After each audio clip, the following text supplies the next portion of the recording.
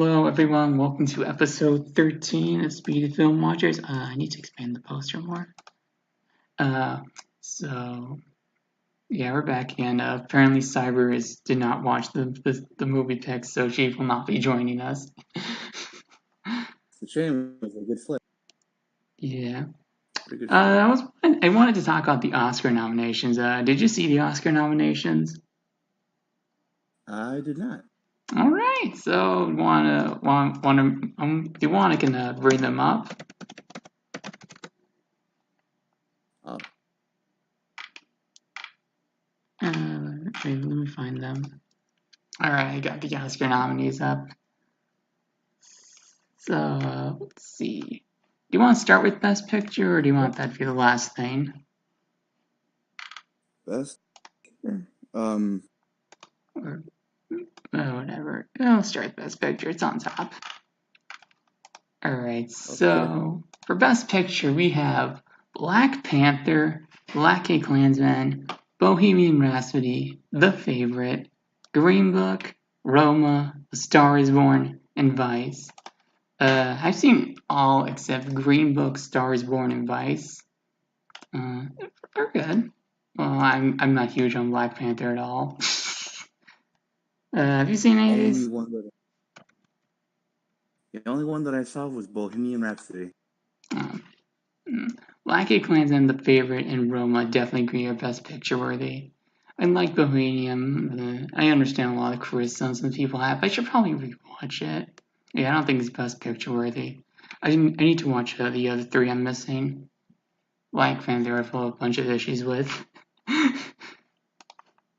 Alright, let's see. Best Actor in Leading Role. We have Christian Bale in Vice, Bradley Cooper in Stars Born, Willem Dafoe in At Eternity's Gate, which I need to watch. Raymond Leake in Bohemian, Viggo Mortensen in Green Book. Yeah, I've only seen Bohemian, so okay, what else? Yeah, I'm gonna be honest. What else? Let's see, actress in leading role. We got I'm gonna botch. Yeah, we haven't seen most of these. I'll be honest. We can't form an honest opinion. Yeah. Okay. Oh wait. I'm stalling. You know, I'll make you a promise. I'll watch more movies or new movies coming out this year so that I can understand what the heck you're talking about.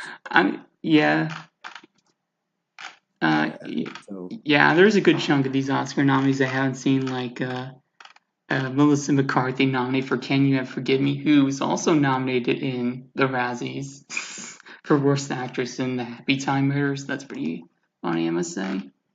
But yeah, I'll definitely keep up with that. Yeah, next time I think we should probably at least get some Oscar nominees down. So let's ignore that.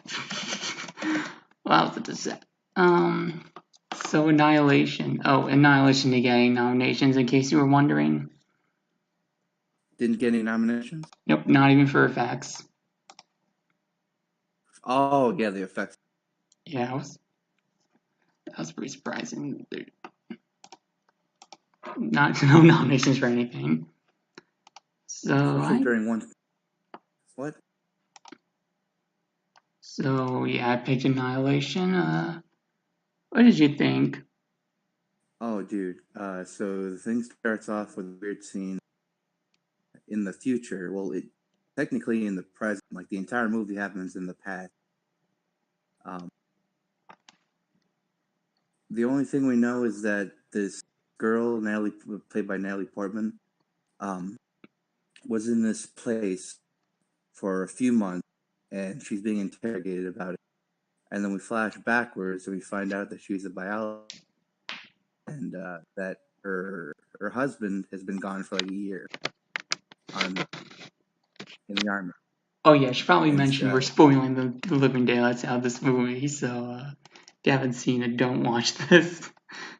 Oh wait, I forgot to post Q&A, Doc. to the cringe cord. Crap. Let me do that real quick. I thought that the opening scene established some really good stuff.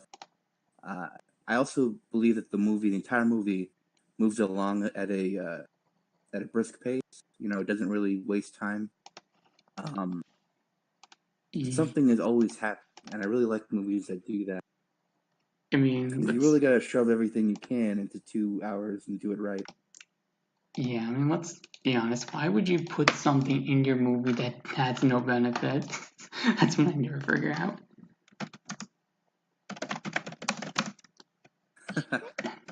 So. Oh, I got a bunch of notes. Oh yeah, so it turns out that Natalie Portman's husband did not die, but he came back, and he doesn't remember anything about anything. But then he starts coughing up blood. And then they drive him to the hospital, but then like armies and like freaking SWAT teams and crap surround the car and then take the husband and the wife to a weird location. And this is the location we actually see at the beginning of the movie. So we obviously know that it's going to loop back around to there.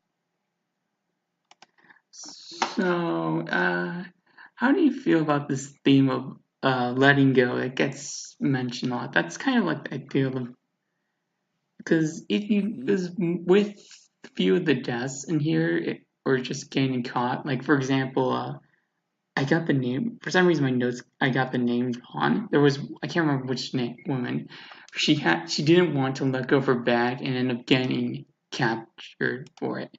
And then, like when the bear was when I can't remember which one was it had all the women chairs. The bear came. She thought it was Cassie, and then she's afraid of losing her, so she ends up getting attacked from the bear. So there's like this theme of not being able to let go throughout this movie. Dude, that bear was a conceptual nightmare. It is really freaky. Yeah, so the idea that, your last screams are like embedded in. Oh my god, dorm announcement. Or not. Okay. That was weird. When the dorm announcer just said, it was really stupid. I don't know why. Oh yeah. So the bear, it can mimic the human speech of the people that it kills, and so when it kills, that girl, at the first one to die, that's why the girl was tricked and thought, oh, you said that she was dead. Nope, it was actually a bear. You know what I found there's one quote I found really interesting when what was her name started with the V. Like, so odd. She said, "What?" Like I think it was during. Oh, it was during when they get to the house. She was talking to Elena. Says, "Almost none of us commit suicide. Almost all of us self-destruct." Found that a really interesting quote. Because Oh wait, can you repeat that? almost none of us commit suicide. Almost all of us self-destruct. This was at the 53-minute, 50-second mark. Yeah. You want to pull it up? Or I could pull it up. No, I actually remember that. It's interesting. It's like an interesting metaphor. Yeah, What actually happened? Yeah, because if you see because remember later some guy blows himself. What's his name again? Kane I didn't even blows himself up. notice that detail. Oh yeah, so there was like a really creepy scene near the beginning of the movie that gave me the heebie-jeebies. It was when they found the SD card or whatever it was for the video Oh camera, yeah, and they the put it one in. with cutting open. Oh, and then the intestines were like coiling like a snake. Uh, oh, by the way, for those of you who don't know, we're watching the whole thing Don't worry, inside of this. I told them Oh yeah, if this is a spoiler discuss and they should just watch it. They haven't seen it. so the whole thing with this movie is that there's this weird place called the Shimmer, that appeared around this lighthouse and is expanding. And inside of this place, the laws of nature don't apply exactly the same, and that's because like everything is like bouncing off. Like I forget the exact explanation, but Oh everything's yeah, like it was like bouncing off of. reflecting because it was like mirrors. That was brought up when they went to like the plants that shaped like people. And so DNA is getting mixed with this DNA, and uh, that's how the bear was able to gain, the ability to do human speech, was because it's part of the DNA of the human that killed actually got attached to its brain. Oh, what is with this announcer shouting random things? It's dumb Oh, that's text. scary, I know. dude. Yeah. um. Uh, the crocodile was a very. It was. Oh yeah, the It was kind crocodile of like. alligator crossover thing. Yeah, it was kind of boring, when put up against the other things in the movie, but it was like to like ease you into like what you were about to see. Yeah, because I remember watching this movie about horrors, and this does really because one of the genres is considered a horror.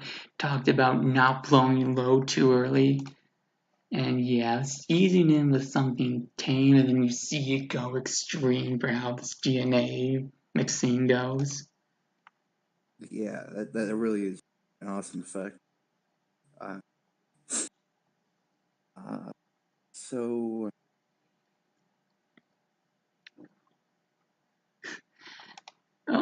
what did you think about? There was this interesting symbol in the beginning where Lena and King were holding hands. They show their hands behind a glass of water, and I'm trying to figure out what that means.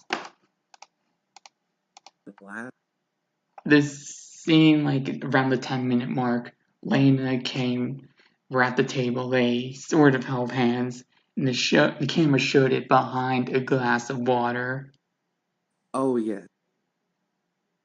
yeah. I It's don't know what that. like I think that went over my head. a refracted image, like a fractal relationship. Oh, Yeah, because dude, you're a genius.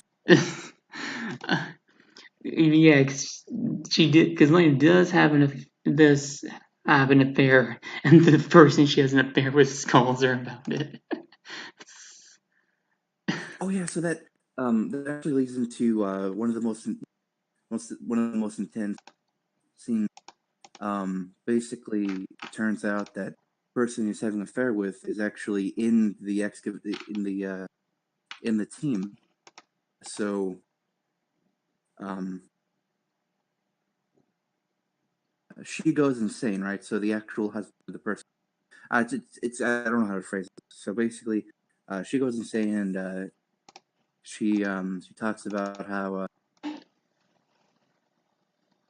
crap, what if one of you goes insane and cuts me open, and then it's like, oh, that's not going to happen because you're the ones all.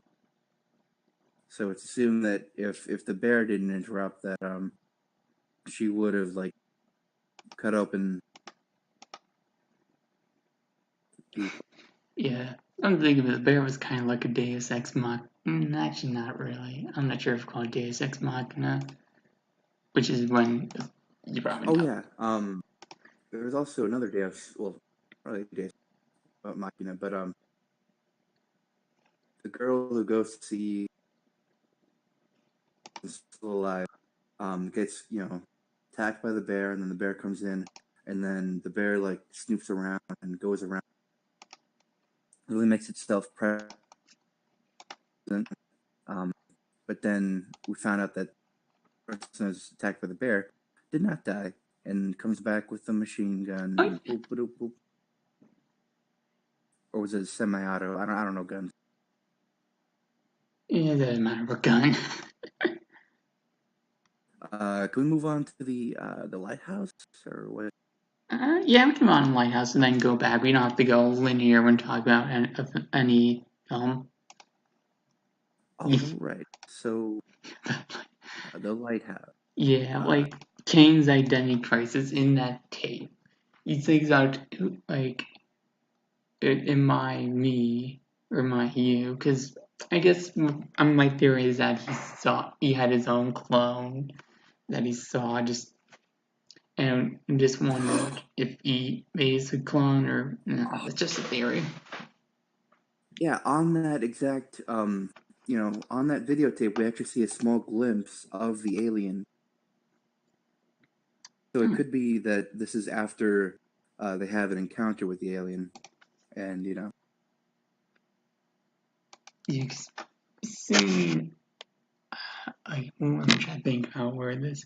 Seeing someone that's just like you, because everyone's like you are different from others, but see someone like you, right? Or or something like, am I really that different? That's just my take. oh yeah. So inside the lighthouse, well, outside the lighthouse, I thought that was really interesting. Like these crystallized trees, which is weird. Yeah, those are they made a very big point to show them burning. White. Yes, and then inside the lighthouse, there's this hole, and the hole has like webs of like I don't know around it. Yeah, I have no idea what that's supposed to be. Maybe it was explained in the book. I don't know. Yeah, so she hops in, and then she sees the leader of the expedition sitting down and talking about accepting her fate or something. I forget exactly what she says. Do you remember what Oh she yeah, says? actually, it makes sense because wasn't she the one with cancer? Like I think that I remember. Yeah, I think that was mentioned. So like, I think she wanted to die at the lighthouse and accept your fate there. Uh, So she turns to light, and then she then transform like the light transforms into an amorphous being. Um, the blood on the main girl's face gets sucked into this gaping hole, and the alien is. And then she gets freaked out. She runs back up the hole, and then the alien transports in front of her. Dude, the alien makes weird ass freaks me out.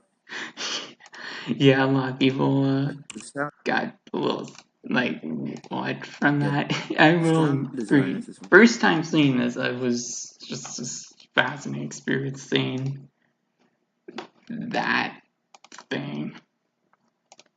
yeah. So there's this like I think 10 minutes scene. I forget. It went on for very long. So I'm very happy that they didn't just that 2 minute scene. So the alien seems to be copying absolutely everything that the main girl's doing.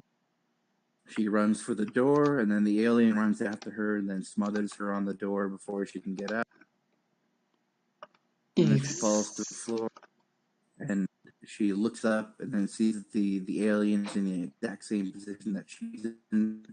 She gets all realizes, oh, yeah, exactly what I'm doing. I'm gonna put a grenade in yeah, her, I find it and really interesting that the then the aliens. alien didn't once the alien had the grenade or whatever, and I'm not sure we call it alien. The copy had the grenade. It just stops.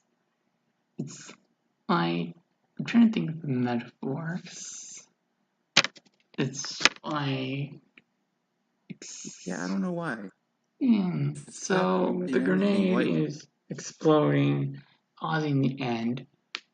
It's, And or the entire lighthouse goes in flames, and then all the crystallized trees kind of like away, oh and yeah, yeah. I to remember the lighthouse. The part where the lighthouse goes to flames was from the clone like touching it.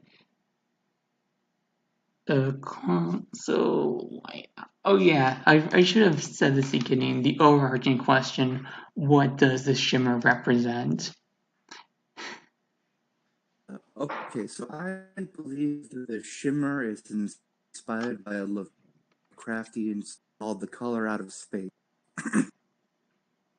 And basically, "The Color Out of Space" is about a meteorite that falls into a town, and then excavators come to go examine it, and then they find out that in the center of the meteorite there's like this thing that they cannot explain, but they can only describe it as color. And he takes a hammer to it, he bashes it, and then the color disappears. But then after that, a weird thing start happening in the town. Like crops start growing super large. Pool, the water starts getting poisoned, and weird stuff starts happening. And the whole thing with Lovecraftian stories is that it's something that is outside of the realm of human understanding.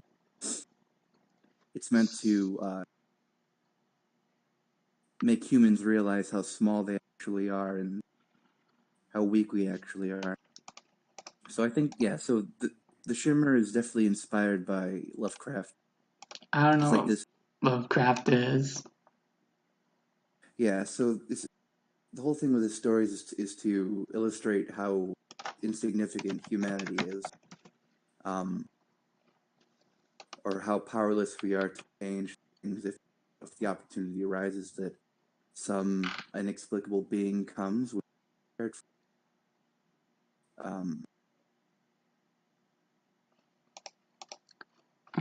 So everything changing inside the Shimmer, everything, reality is basically like FUD, becoming something else. It's morphing into that humanity is not ready for. That's what I think. The Shimmer, it's like the fear of change and like how scary. Okay, if it's change or fear of maybe take some. Well, there's also the mirroring aspect I'm thinking about now. Could it be like bearing one thing, like one thing coming, like one thing merging with something else, like with your life, like then formed into a beast that terrifies you. I guess that could work too. Wait, so you're saying? Shoot, wait, so you said Like because there's a lot of mirroring, even mirroring the species, to form some ugly creature. It's like fearing something happening in your life. That's two things coming together to form this awful thing. oh, yeah, that could, so that could actually be a meeting to that. I'm actually very interested in reading the other two books, because Yeah, I heard the book got sequels, but then the movie ended in a way that there would be sequels. yeah, the movie ended. Oh yeah, So movie ended. What was your opinion on Lena's green eyes turning purple at the very end? it's to signify that they're no longer human. They're changed, and Yeah, they're different. yeah. Now there's gonna be, or there's also, a change and also perspective. Because now Lena's doubts if she's with the real Kane or not. Gonna be a clone. Yo, that screws with me. What I thought the twist was gonna be that he wasn't actually, but it's left up to question. It's really up to. Yeah, it's left up the question. What else? Anything else interesting in my notes? There was a weird scene where the main girl, who's a biologist, by the way, takes her blood and then examines it through a microscope and sees that it's cell Yes. dividing, creating two separate cells Yeah. Like that she are. talked about in the beginning when she was in the class talking about cells dividing. It was, It's good foreshadowing. There's a lot of yeah, foreshadowing throughout the entire movie. I noticed. yeah.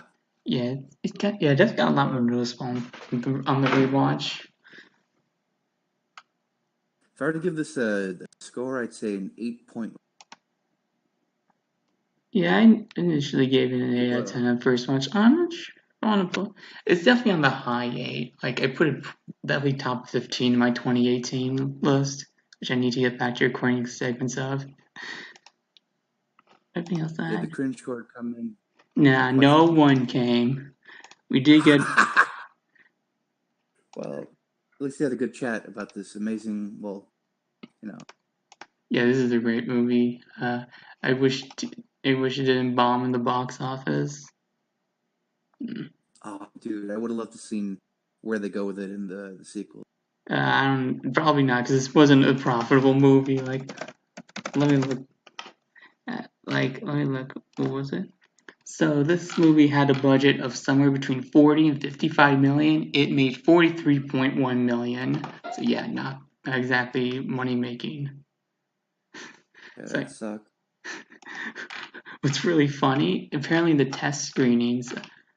Uh, there was poor reception at test screenings, so a producer at Paramount got concerned the film was too intellectual, too complicated, and demanded changes to make a wider appeal for audience. That's so funny. Oh, They'll never not be funny. yeah. Yeah, do you not have anything else to ask? We have a question. Once again, just one question. All right, it's from an anonymous user. He asks, "Do you really think anyone cares about your trash dreams?" I don't know. I don't know. Maybe. Probably not, because no one shows up. Yes. I don't know. I have fun doing it, so whatever. Well, I'm glad that you're exposing me to all these interesting films, and I'm glad that I talk Yeah, uh, talk about it with someone as knowledgeable of films as you. yeah. Hopefully get. I know Beagle says he wants to return. Wasn't able to watch this film, but who knows? Maybe we'll be able to watch the next one. Oh, by the way, do you have something to recommend? Ah, I had to, I had a movie in mind. So shoot, you ever seen Boondock Saints? No, I have not seen that. Okay. I was told by my brother-in-law that it's a movie from 1999, so it's the same year as, and he really recommends it. So I guess. Okay, we're watching the Boondock Saints. All right. Gotta sign out. Yeah. See you next All week right. when we talk Good about the night. Boondock Saints. And 3, 2, 1.